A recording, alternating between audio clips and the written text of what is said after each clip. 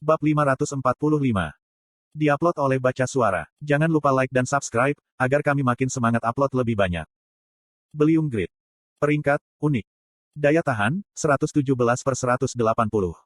Attack Power, 233. Asterisk 20% peningkatan kecepatan penambangan. Asterisk 10% peningkatan attack power. Asterisk konversi bentuk dimungkinkan. Alat dengan bilah panjang yang memanjang di kedua sisi. Sebuah beliung yang dibuat oleh Grid Blacksmith yang legendaris. Sekilas, tidak ada bedanya dengan beliung normal. Tapi, ada perbedaan yang jelas. Bilah pada kedua sisi dapat dilipat sesuai kebutuhan, dan separuh gagangnya terbuat dari pisau. Itu bisa digunakan sebagai pedang. Namun, karena jauh dari bentuk pedang yang ideal, tidak disarankan untuk digunakan dengan keterampilan buruk. Kondisi penggunaan. Advanced Mining atau Farming Mastery Level 1. 1200 Strength. Berat, 880. Faktanya, Pixwood belum memahaminya, ketika dia menerima beliung ini. Bukankah alat harus setia dengan peran aslinya? Mengapa Grid menjadikan beliung sebagai senjata? Bukankah lebih baik memiliki pisau terpisah, daripada beliung? Pixwood bertanya-tanya, tentang apa ini? Itu masih dunia yang tidak dikenal. Karena bentuk unik dari beliung, Pixwood dapat menggunakan gaya ilmu pedang, dan akhirnya menghancurkan pasukan yang diam-diam menyusup ke Pulau Kok. Dia mengambil momentum dan menghancurkan pasukan R-77. Level telah meningkat. Anda telah menetralkan operasi rahasia Angkatan Laut Eternal. Sebuah suar sinyal telah ditemukan, pada tubuh musuh yang mati. Ini dapat digunakan untuk mengganggu musuh. God Grid, kamu yang terbaik. Grid membuat beliung menjadi senjata, karena dia meramalkan apa yang akan terjadi hari ini. Pixwood sangat senang dengan pandangan Grid yang visioner dan menghormatinya, bahkan lebih. Alasan sebenarnya mengapa Grid membuat beliung senjata. Itu murni untuk Piaro, tapi Pixwood menafsirkannya seperti ini. Kulit yang keemasan dari sinar matahari. Rambut merah yang intens seperti nyala api dan bibir berkilau. Dia adalah kecantikan terbaik di Amerika Selatan, Jishuka. Dia berdiri di tembok tinggi Patrian dan menatap medan perang. Tingkat partisipasi para player meningkat setiap hari. Kerajaan Eternal telah menyebut Grid dan anggota Overgearet sebagai pengkhianat. Para player di Kerajaan Eternal menerima tsunami quest. Kalahkan Grid, kalahkan Overgearet, menempati Bayran, menempati Raidan, menempati Patrian, tangkap keluarga Grid, Del. Quest yang mengancam Grid dan anggota Overgearet menjanjikan hadiah besar bagi para player.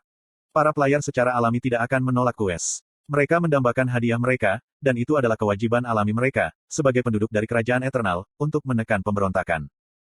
Benar sekali. Para player tenggelam, hidup sebagai warga Eternal. Mereka tidak hanya bermain game, mereka ada sebagai pahlawan, dunia lain. Perasaan yang luar biasa. Ini adalah daya tarik sejati dari game virtual reality. Mengapa?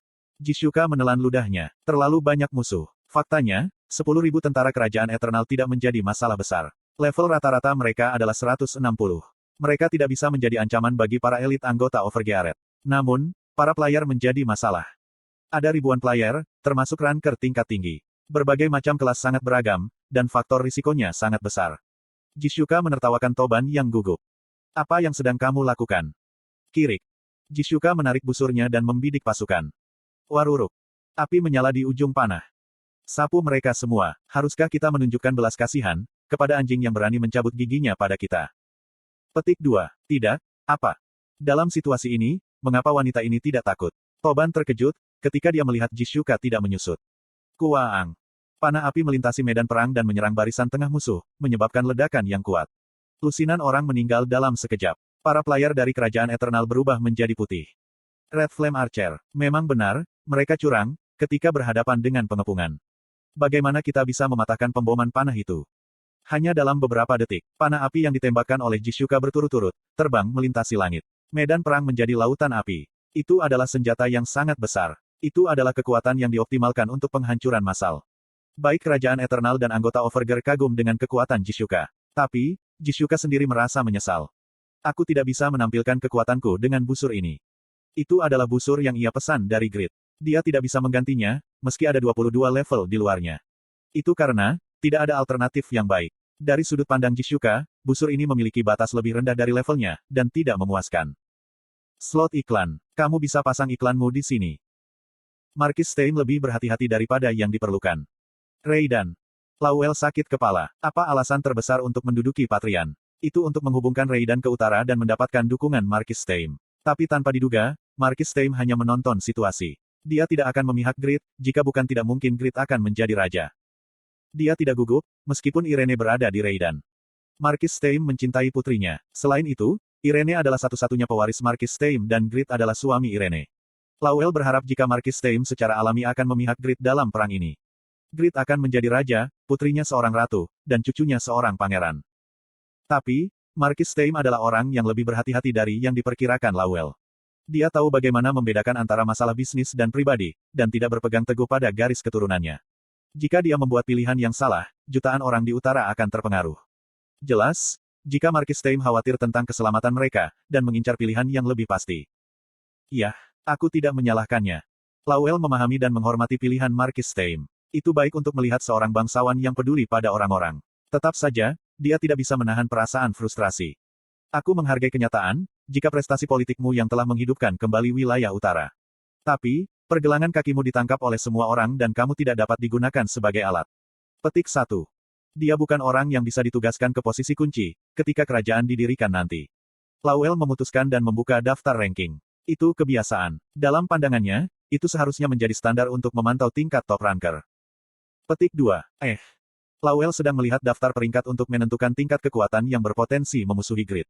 Dia meragukan matanya. Grid sudah level 322 hanya 3 jam yang lalu, dan dia sekarang 324. Apa?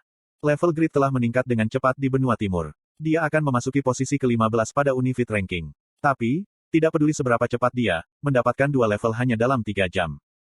Peringkat 9 dalam daftar. Grid, apa yang kamu lakukan? Dia bertanya-tanya apakah Grid menggunakan cheat. Lowell tertawa, ketika dia mengantisipasi reaksi media, hanya tiba-tiba merasa cemas. Mungkin dia akan kembali ke benua barat, lebih cepat dari yang diperkirakan. Akankah Grid kembali sebelum proyek untuk menjadikan Grid seorang raja menjadi sempurna? Petik 2. Dalam kegelapan, Faker bernafas, ketika dia memperhatikan Irene dan Lord. Dia fokus melindungi mereka dari ancaman apapun. Tapi, Faker segera menyadari sesuatu. Tidak perlu untuk perlindungannya. Kentang. Irene sedang membaca buku dengan Lord di tangannya. Di dinding di atas tempat dia duduk, seorang pekerja membawa kentang ke para prajurit, tanpa sengaja menjatuhkan satu kentang. Itu adalah kentang pelangi yang terkenal. Kentang jatuh dengan cepat ke kepala Irene, dan Faker bersiap untuk bergerak.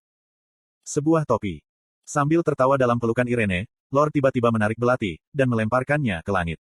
Begitu cepat dan sembunyi-sembunyi, sehingga Irene bahkan tidak menyadari, jika Lord telah melemparkannya. Astaga! Faker membuat ekspresi bingung, ketika kentang yang dihantam oleh belati Lord yang terbelah dua. Perlindunganku, itu tidak perlu. Itu bukan hanya karena kemampuan Lord yang luar biasa. Ada 200 gadis di sekitar Irene dan Lord. Faker menyadari, jika mereka juga telah mengambil senjata untuk melindungi Irene dari kentang. Ada juga Kasim, Shadow King, tersembunyi di bawah bayang-bayang Lord. Keduanya akan aman di Raidan. Faker tidak ada hubungannya. Dia bertanya-tanya, apakah ada yang lebih berguna daripada melindungi orang-orang paling aman di dunia? Anda telah berhasil membunuh 10 jarum lapis baja. Quest, Subjaget Armored Needles 1 telah dihapus. Afinitas dengan kelompok Red Phoenix telah meningkat dan 5 benang perak telah diperoleh. Afinitas dengan Red Phoenix telah naik ke puncak. Quest, Subjaget Armored Needles 2 telah dibuat. Menundukkan jarum lapis baja 2. Kesulitan, S. Ada sejumlah besar jarum lapis baja di Dungeon di bawah kastil Pangea. Membawa perdamaian ke Pangea dengan memukul mundur mereka, yang dapat mengancam Pangea kapan saja. Quest clear. Bunuh 20 jarum lapis baja. Clear reward, 5 benang perak. Dia hanya mendapatkan 2 benang perak dari mengalahkan 10 jarum lapis baja. Tingkat drop untuk benang perak adalah yang terburuk. Grid menilai, jika cara paling realistis untuk mendapatkan benang perak adalah dengan menyelesaikan quest. Tapi, membagikan 5 benang untuk membunuh 20. Tingkat kemunculan jarum lapis baja terlalu rendah. Butuh waktu lama, jika dia ingin berburu 20. Mungkin butuh 2 hari, jika aku tidak beruntung. Grid menghela nafas dan meninggalkan Dungeon bersama kelompok Red Phoenix. Oh, Duke of Virtue Pangea, kamu aman. Grid. Di depan sumur, setengah hari telah berlalu, sejak Grid memasuki Dungeon.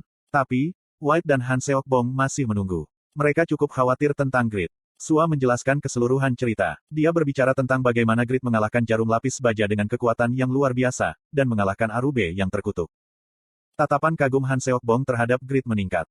Kamu benar-benar melewati banyak masalah, Duke of Virtue Pangea. Kamu sangat membantu. Sekarang, kamu pasti lelah dan lapar. Aku sudah menyiapkan makanan lesat, yang hanya bisa dinikmati di Pangea untuk Duke of Virtue Pangea. Lord Han Seokbong merasa lebih baik terhadapmu. Ada tempat bagimu untuk tinggal di Kastil Pangea. Itu adalah tempat dengan mata air panas, untuk pemulihan stamina. Semua fasilitas kastil Pangea tersedia gratis dan Anda akan disajikan makanan kapanpun yang Anda inginkan. Makanan lezat. Grid menelan ludah, karena dia kelaparan. Pikiran tentang makanan lezat merangsang nafsu makannya. Tapi, Grid selalu dihargai karena usaha dan kesabarannya. Dia nyaris tidak menekan nafsu makannya. Makannya, aku akan makan di luar. Dia harus pergi ke restoran Idan.